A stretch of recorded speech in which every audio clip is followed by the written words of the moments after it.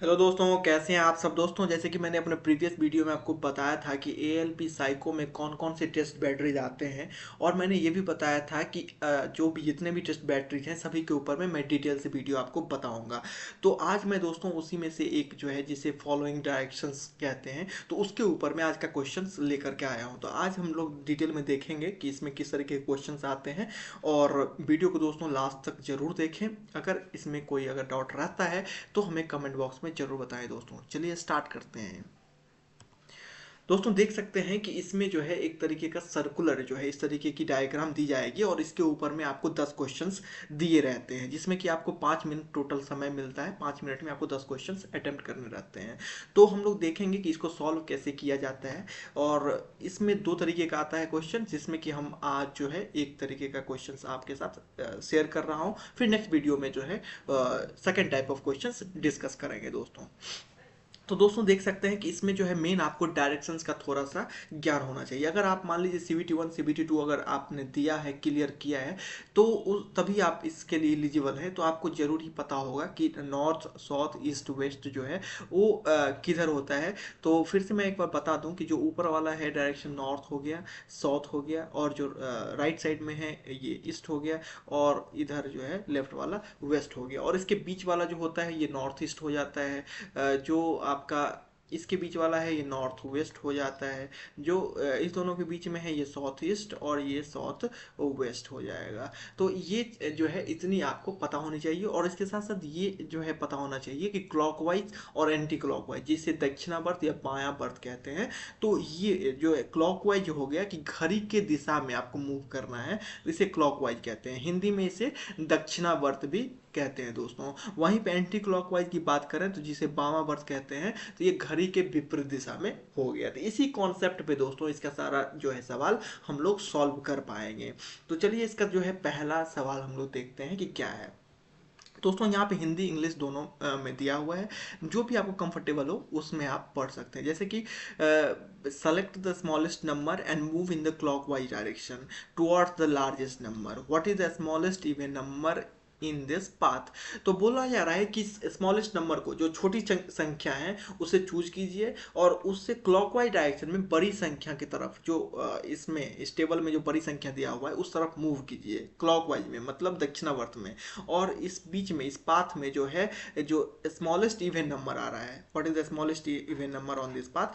तो इसमें जो स्मॉलेस्ट इवन नंबर आ रहा है, सम संख्या आ रहा है, उसे बताइए दोस्तों। तो यहाँ पे जो है देख सकते हैं कि जो छोटी संख्या है 3 है, और जो सबसे बड़ी संख्या है ये 9 है, और हम लोगों को क्लॉकवाइज डायरेक्शन में मूव करना है। तो जो अगर क्लॉकवाइज डायरेक्शन में मूव करेंगे दोस्तों, तो यहाँ पे जो है सबसे छोटी सम संख्या इस बीच में आप देख सकते हो कि सबसे छोटी सम संख्या जो है ये जो है 4 आ रहा है। तो इसका आंसर 4 हो जाएगा। समझ गए होंगे दोस्तों कि आपको जो है डायरेक्शंस का ज्ञान होना चाहिए कि क्लॉकवाइज कैसे जाना है, एंटी क्लॉकवाइज कैसे जाना है, और जो है जो इंस्ट्रक्शन दिया जा रहा है उसको सही से फॉलो करना आना चाहिए। तो आसानी से आप कर सकते हो दोस्तों। दूसरा है कि start from the largest number and move anticlockwise to the smallest number. How many odd numbers are there on the path. तो लार्जेस्ट नंबर से शुरू कीजिए। जैसे कि आपको पहले ही जो बताए थे मैं कि लार्जेस्ट नंबर ये है, स्मॉलेस्ट नंबर आपका 3 है। तो लार्जेस्ट नंबर से शुरू कीजिए और स्मॉलेस्ट नंबर की तरफ एंटी क्लॉकवाइज मतलब बाया बर्थ की डायरेक्शन में जाना है। इस पाथ में पूछा जा रहा है कि कितना जो है ऑड नंबर है, ऑड नंबर की संख्या कितना है। तो यहाँ पे आप देख सकते हैं कि इस पाथ में बस एक ही ऑड नंबर 5 आ रहा है। जो स्टार्टिंग और लास्ट का है इसको छोड़ देना है। तो जो बीच में जो पाथ में आ रहा है, रास्ते में जो आ रहा है दोस्तों, उसको काउंट करना है। तो इसमें बस एक ही आ रहा है, तो यहाँ पे इसका आंसर 1 हो जाएगा। ठीक है, इसमें बोला जा रहा है कि कितना ऑड नंबर आ रहा है। अगर यहाँ पूछा जाता है कि ऑड नंबर क्या है, तो 5 होता, लेकिन यहाँ पूछा जा रहा है कि कितना, इस मार्ग में कुल कितनी विषम संख्याएं आती है, तो एक ही आएगी। तो एक जो है आपको होगा। अगर यहाँ पे बता दिया जाए कि अगर स्टार्टिंग और एंड को दोनों को इंक्लूड करना है, तो टोटल 3 हो जाएगा दोस्तों, क्योंकि 3 और 9 भी ऑड संख्या है।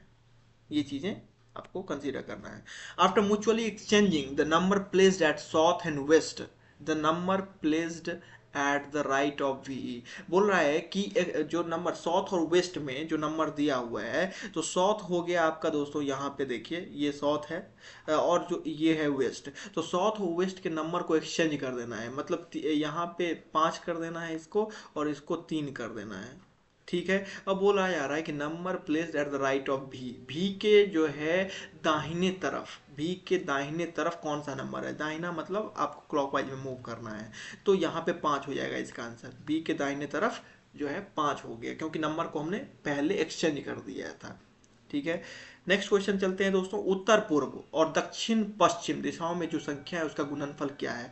उत्तर पूर्व देख सकते हैं दोस्तों, यहाँ पे जैसे कि मैंने बताया था ये उत्तर पूर्व है, नॉर्थ ईस्ट है।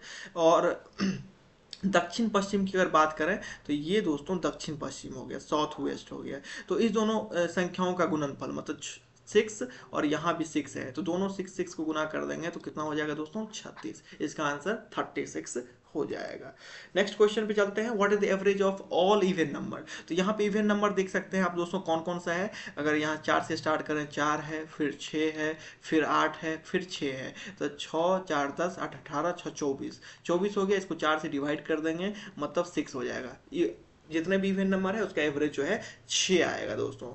हम नेक्स्ट क्वेश्चन पे चलते हैं। Start at K and move up to another K in the path which include R4। बोला जा रहा है कि के से स्टार्ट करना है दोस्तों और दूसरे के तक जाना है। ठीक है।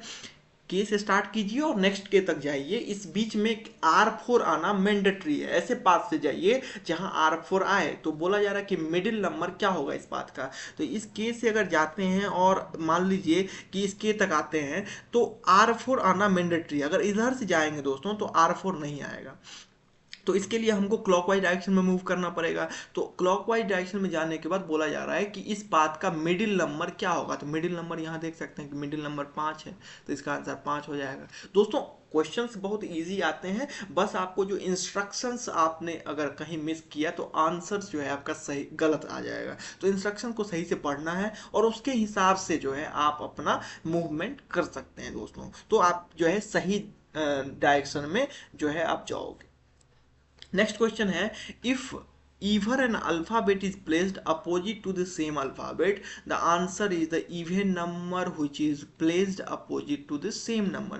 बोला जा रहा है कि अगर इस जो सर्कल दिया हुआ है इसमें अगर एक अल्फाबेट के सामने if even a alphabet is placed opposite to the same alphabet, अगर एक अल्फाबेट और उसके सामने में भी सेम अल्फाबेट दिया हुआ है तो आंसर जो है आपका क्या होगा, इवन नंबर होगा जिसके सामने में भी इवन नंबर है। तो यहाँ पे चूंकि यहाँ पे सेम अल्फाबेट दिया हुआ है, के और के दोनों सेम दिया हुआ है, तो इसका आंसर क्या हो जाएगा, तो इवन नंबर होगा जो इसके सामने में भी सेम नंबर है। तो यहाँ पे 6 होगा क्योंकि 6 के सामने में भी यहाँ पे देख सकते हैं कि 6 है। अगर ऐसा नहीं होता, अगर सेम अल्फाबेट नहीं होता तो दोस्तों तो हम लोग क्या करते कि हम लोग ऑड नंबर लेते जो कि उसके अपोजिट में ऑड नंबर आता। तो यहाँ पे 5 के अपोजिट में 5 आता तो उसके समय में 5 आंसर होता है। ठीक है दोस्तों, समझ गए होंगे ये।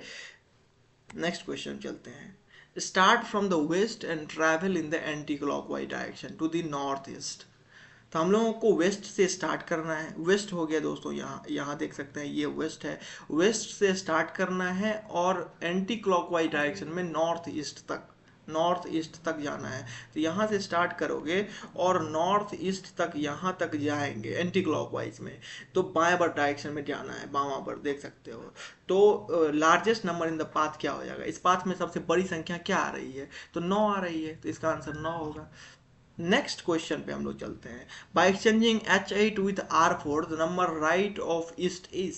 आपको बोला जा रहा है कि H8 को R4 से एक्सचेंज कीजिए। देखिए यहाँ H8 है और R4 यहाँ पे है, इस दोनों के जो है एक्सचेंज कीजिए। और तो यहाँ पे हम लोग क्या लिख देंगे, H8 हो जाएगा नया चीज और यहाँ हो जाएगा R4। तो बोला जा रहा है number right of east is, east के दाहिने तरफ, ईस्ट के दाहिने तरफ, तो ईस्ट के दाहिने तरफ मतलब क्लॉकवाइज, तो यहाँ पे 4 हो जाएगा, 4 जो है इसका आंसर होगा। आशा करते हैं कि ये चीज़ें आप लोगों को समझ में आ रही होगी दोस्तों। अगर कहीं भी डाउट आ रहा होगा तो आप जरूर जो है कमेंट बॉक्स में बता सकते हैं, तो हम फिर से उस क्वेश्चन को दोस्तों अलग से वीडियो बना करके डिस्कस करेंगे।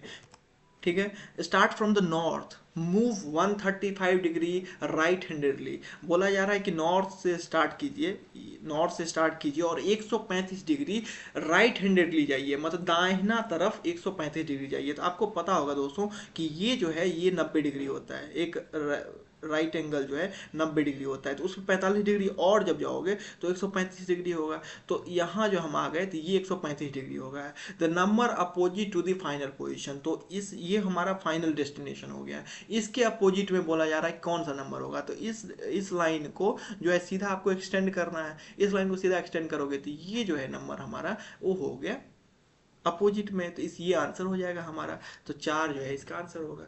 तो ठीक है दोस्तों, आज के लिए 10 क्वेश्चन जो है हमने आपके साथ शेयर किया है। आशा करते हैं ये आप लोगों को पसंद आई होगी, तो इसे ज़्यादा से ज़्यादा दोस्तों शेयर करें, लाइक करें और सब्सक्राइब करें दोस्तों। फिर मिलेंगे नेक्स्ट वीडियो में ऐसे ही टॉपिक के साथ। जय हिंद दोस्तों।